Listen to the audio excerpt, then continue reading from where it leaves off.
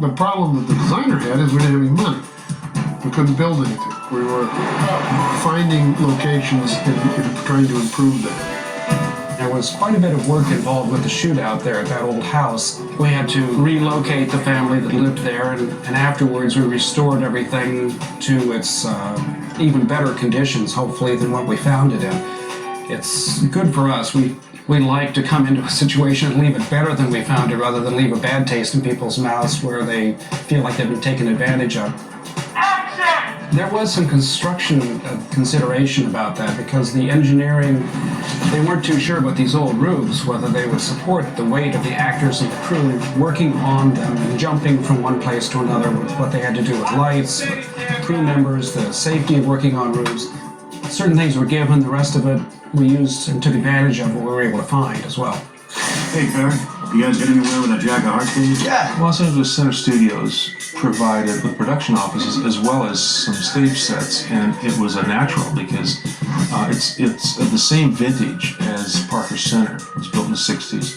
There was a lot of work we did within it, but again, it had the bones. It had the essence of what we really needed, and then all we had to do was just go in and we opened up some walls, change some areas, lots of dressing. We had a great dressing department. The other thing about working in a building like that, which is nice, is you do have views out the window. You have real views. It's distant enough not to show too many problems, but yet you can see that it's real outside the windows.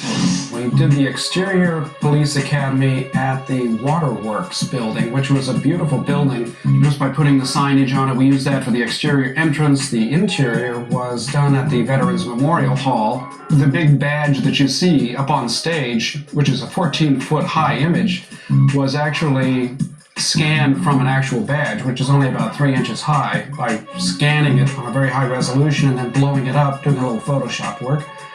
We were able to turn that into a 14-foot high image that we could actually use. The main challenges for us were the riots that we had to try to achieve. Of course, the original riots had a much bigger budget than we did. We dressed them, we added things to them, we tailored them into a look that any of the streets around Los Angeles had during the times of the riots.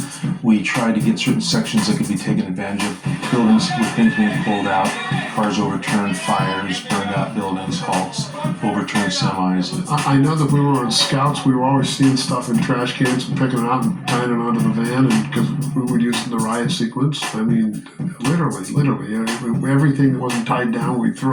The graffiti, the images of people, broken storefronts. It was quite a mess, and it got a little chaotic for everybody down there.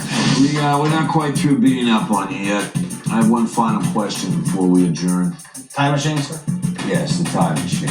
I don't know that we would clearly classify it as a period piece, being that it's within say a 20 or 25 year time range of the present. I said, here's the pictures of what it looked like in 1992 when people were setting the city on fire. That's what I want to look like. So, the costumes are right out of photojournalism. Discretion, please. It changes with different chief of police, the different chief of police and how he wants to run it. And my understanding is that Gates's department was actually a little bit loose. I think in police movies you tend to see a lot of police officers in a leather jacket, and the reason why is because, in fact, they wear that. That's exactly what they wear. When I presented the poster board, there was one picture right in the middle of a guy in a black leather jacket and a black t-shirt. And it was in the middle for a reason, because for me it was like the focal point of where I would have liked to have gone with the character. And he went right to that place as well and said, that's the guy right there. Now you're intrigued. I'm more than intrigued. Bobby, I always felt that earth colors would be, a choice for him. Softer fabrics, not in any way to indicate that he was soft, because in fact he was very strong and courageous and brave to stand up when all, was said and done to the powers that be. Okay, we have to get Orchard and Sidwell in custody. I'll put together a task force, we'll locate them, and swoop down on them like the Lord's Fury. With Ving's character, everything was made to fit him. His police uniform was made to fit him absolutely perfectly. He's a big man. We wanted to show a strong presence because he has a very strong presence in this film. Perry killed Robertson, not his partner, and I'm going to prove it. I'm going to get their badges. Will you help me?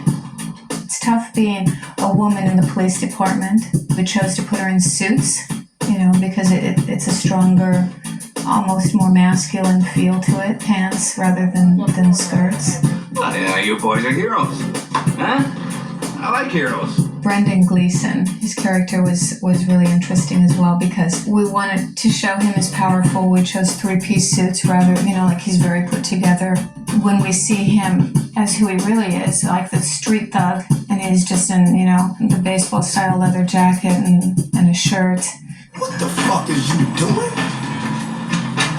Well, I just bought these jeans, man. They were interesting. They were a lot of fun because I'd never done characters quite like them. For Corrupt, we chose Nike Cortez because it's been around forever and you can still get it now.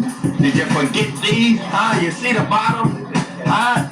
Yeah! And just, you know, the baggy jeans and sweatshirts and t-shirts. But he was just so much fun because he was such a great character. He was fun and he had a say, you know, he knew and he was really happy. He was very supportive of what I was doing and I felt honored because it's not a world I know a lot about. And that's what makes my job a lot of fun is when I get to go into different worlds and explore